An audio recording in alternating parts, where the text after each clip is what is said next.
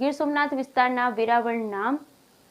જેતપુર સોમનાથ હાઈવે પર આવેલ મુરલીધર સોસાયટીમાં ઘૂંટણસમા પાણી ભરાતા લોકોમાં રોષ। ગીર સોમનાથ વિસ્તારના વેરાવળમાં જેતપુર સોમનાથ હાઈવેની મુરલીધર સોસાયટીના રહેણાંક વિસ્તારમાં પણ ઠેર ઠેર ઘૂંટણસમા કમરસમા પાણી તંત્ર તરફથી કોઈ રોડ રસ્તા લાઇટની સુવિધા ઉપલબ્ધ થઈ ન હોય। વેરાવળ સોમનાથ હાઈવે પર પોદાર સ્કૂલ નજીક આવેલ મુરલીધર સોસાયટીના રહેણાંક વિસ્તારો હોય રબારી પરિવારના અનેક પરિવારો જિલ્લા પંચાયતના પ્રમુખ સહિતને રોડ રસ્તા લાઇટ બાબતે અનેક વખત રજૂઆત કરેલ, પણ આ વિસ્તારમાં આજ દિવસ સુધી કોઈ યોગ્ય સુવિધા ઉપલબ્ધ થઈ ન હોય, જેથી આ મુરલીધર સોસાયટીના રહેણાંક વિસ્તારના બાળકોને સ્કૂલે લેવા મૂકવા જઈ શકાતું ન હોય। ઘૂંટણસમા પાણી ભરાઈ ગયેલ હોય, પણ તંત્ર દ્વારા આ બાબતે કોઈ યોગ્ય કાર્યવાહી ન થતાં આ વિસ્તારના મુરલીધર સોસાયટીના રહેવાસીઓ હેરાન પરેશાન થઈ રહેલા, પણ આ લોકોની એક પણ સમસ્યા હલ કરવા બાબતે કલેક્ટર કે જિલ્લા પંચાયત પ્રમુખ, ધારાસભ્ય કે સાંસદ